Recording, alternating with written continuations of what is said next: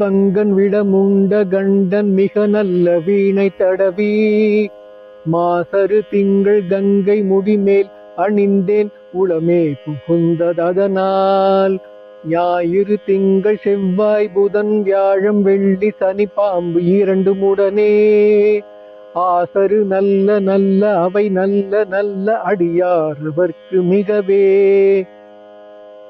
பன்னிரு திருமுறைகளில் ஒன்றான இரண்டாம் திருமுறையில் திருஞான சம்பந்தர் பாடிய கோளறு திருப்பதிகம் இது.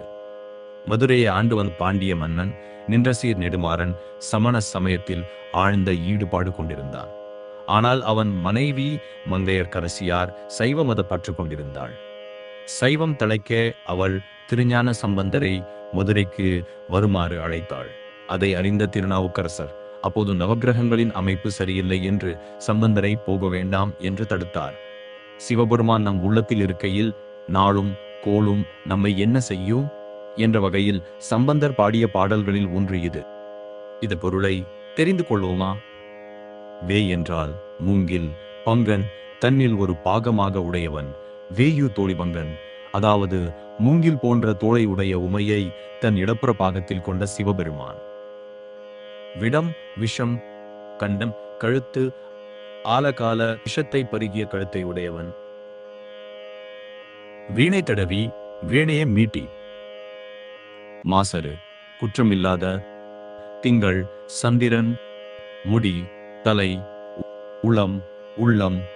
மாசரு திங்கள் கங்கை முடிமேல் அணிந்து என்றால் நிர்மலமான சந்திரனையும் கங்கையையும் தன் தலையில் அணிந்தவன். என் உளமே புகுந்த, அதாவது அவன் என் உள்ளத்தில் சென்று அமர்ந்திருக்கிறான். ஞாயிறு சூரியன், வியாழன், குரு, வெள்ளி, சுக்கிரன், பாம்பிரண்டு, ராகு, கேது. 9 கிரகங்களான சூரியன், சந்திரன், செவ்வாய், புதன், குரு, சுக்கிரன், சனி, ராகு, கேது ஆகியவை. ஆசு துன்பம், ஆசரு துன்பம் இல்லாமல் எந்த ஒரு துன்பமும் நமக்கு செய்யாமல் அவை நல்லவைகளையே செய்யும். அடியார் சிவனடியார்கள். இப்போது இப்பாடலின் முழு பொருளையும் பார்க்கலாம். மூங்கில் போன்ற தோள்களை உடைய உமாதேவியை தன் இடது பாகத்தில் வைத்து நீல நிற கழுத்தை கொண்டு களங்கமற்ற நிலவையும் கங்கையையும் தன் தலையில் சூடியுள்ள எம் இறைவன் வீணையை மீட்டியபடி எமது உள்ளத்திலே வீற்றிருக்கிறான்.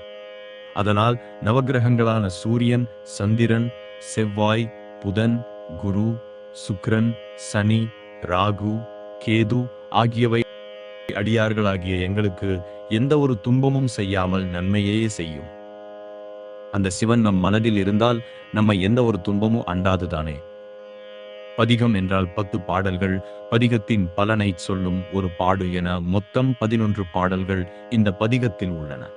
இவை அனைத்தும் நவகிரகங்களின் ஆதிக்கங்களை நீக்கும் பரிகார பாடல்களாக அமைந்துள்ளன. என்ன இந்த பாடல் போன்று அருணகிரிநாதர் பாடிய கந்தர் அலங்காரம் பாடல் எண் 38 நினைவுக்கு வருகிறதா? நாள் எஞ்சையும் வினைதான் எஞ்சையும் என நாடி வந்த கோள் எஞ்சையும் கொடுங்கூற்று எஞ்சையும் குமரேசர் இருதாளும் சிலம்பும் சதங்கையும் தண்டையும் ஷண்முகமும் தோளும் கடம்பும் எனக்கு முன்னே வந்து